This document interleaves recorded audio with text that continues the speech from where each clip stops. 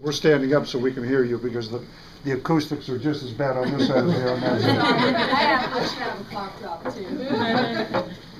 Number one, the heads of the departments, the police chief, the fire chief, every head of every department answers to two people in the city. The safety service director and the mayor. It's essential, it's critical that the mayor and the safety service director know everything that's going on in the city. Now, again, I keep referring back to Lordstown. We were asked to do more with less. In order to survive, there are times, especially in today's economy, you have to do more with less. I don't expect our police officers to work, 15 to 17 hours a day. But I think we can prioritize the work. We've got less than 20 people in operations, less than 20 people. And they're the ones, along with the police and the fire, that directly affect you. Get your streets clean, snow plowed, cut the grass downtown. We have to find a way to be a little bit more productive. We have to find a way, first of all, I'm not a big fan of laying people off. I don't like it because I've been through too much of that at Lordstown. I would rather increase the revenues so we can put more people in operations. More people in the police department. If we have the money. If we have the money. We don't have the money right now. We don't. So my answer to you is you prioritize the duties and you go in, meet with the department head, and he uses the resources he has productively.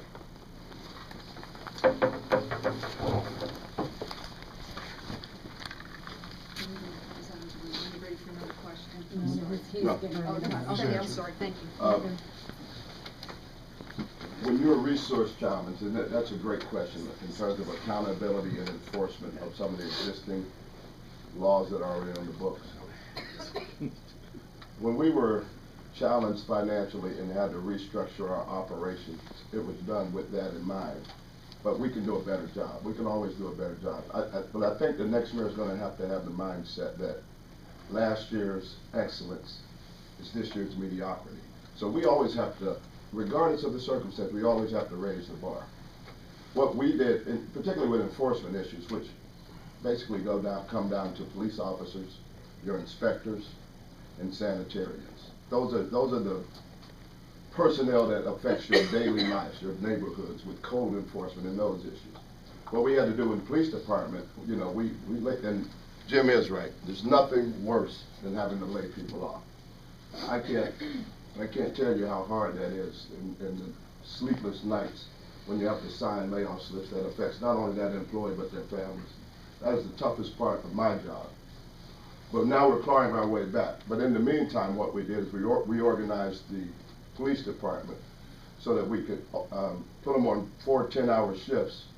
And now we actually have a lot more officers on the streets during peak crime times than we did prior to. We have no detective division, no meaningful detective division, but we had to reorganize and find different ways to solve old problems.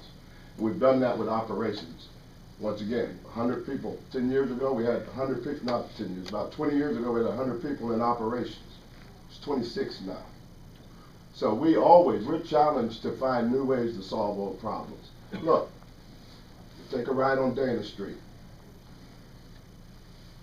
There used to be 10,000 plus employees there. Now there's grass growing.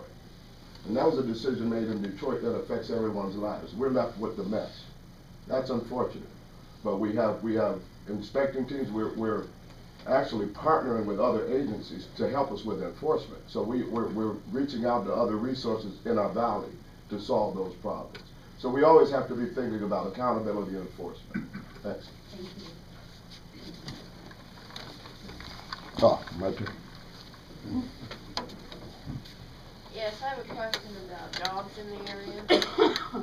I'm one of the individuals who worked with the automotive industry and lost my job. I have a college degree, bachelor's degree, and it has done nothing but hurt me trying to find a job around here. what are we going to do to attract better jobs so we don't have to drive to Cleveland or other areas to find employment? Thank you. That's something that's I'm glad you asked that question. That's very important, and it's a question that's asked of both of us all the time. I think the best way, and that's what leads me into talking with all the small business owners in the first year in office, if I'm so lucky to be mayor, the next mayor of Warren. Most true job creation always, and you can reference any study, always comes from your existing job base. And it's usually, if you treat those jobs that are here right, then ask them to expand. But we have to do a better job, I think, at making sure they have the tools needed to advance. We can offer all the incentives in the world, but guess what? Every community across this country is offering those same incentives. We're going to do that, but we have to be unique in how we promote our city. One of the things I want to do is revamp our website and create a global marketing campaign that's devoted solely to job creation and economic development. I think that's very important. Those are two of the things, but we have to do a better job at it. There's a perception that the city of Warren is hard to do business in. And perception is reality. I don't think that's necessarily true, but it doesn't matter what I think. If that's the perception, we have to change the perception. And that's going to be goal one, to be excellent in customer service and to change that perception that we're not business friendly. One of those keys will be a one-stop shop as well, which will allow anybody who wants to create a job or retain a job to give them the resources to come and ask, all in one place, bring all the resources around that potential business owner, give him everything he needs to be successful. We can do that. We're doing that with the Warren Business Exchange. It's about 6 months old. Councilwoman Rucker is here. She spearheaded that attempt. But that's going to be an increasingly vital tool, not only to create jobs, but to grow new jobs as well. Thank you.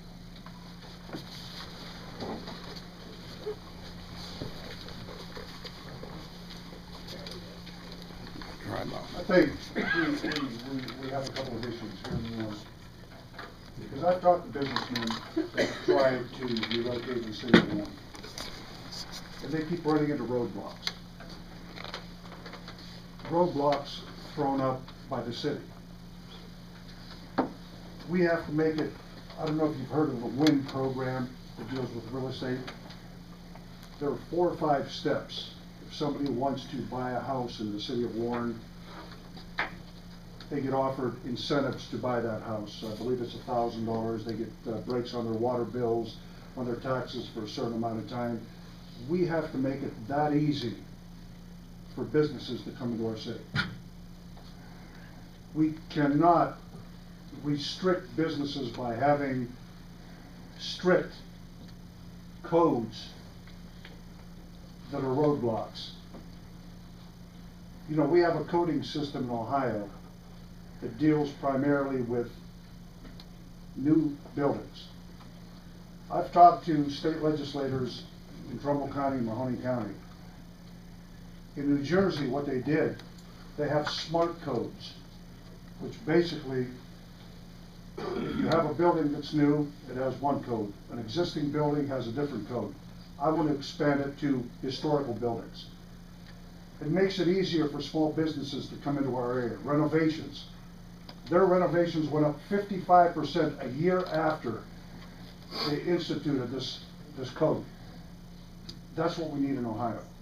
We need to make it easy for businesses to come in, because believe me, small businesses attract larger ones.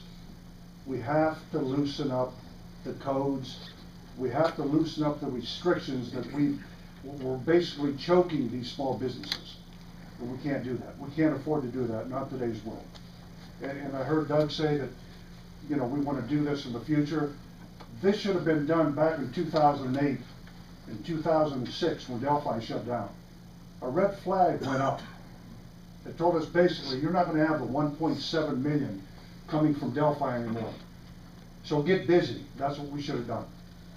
We should have gotten busy. And unfortunately, we didn't. Unfortunately, we didn't. But we need to now. because we have a lot of lives right now that are depending on the administration. And believe me, I'm not gonna promise you jobs. I can't do that because you've heard that before. I'm not gonna promise you jobs. What I will promise you, every day I will work for the betterment of the city of Warren, Ohio.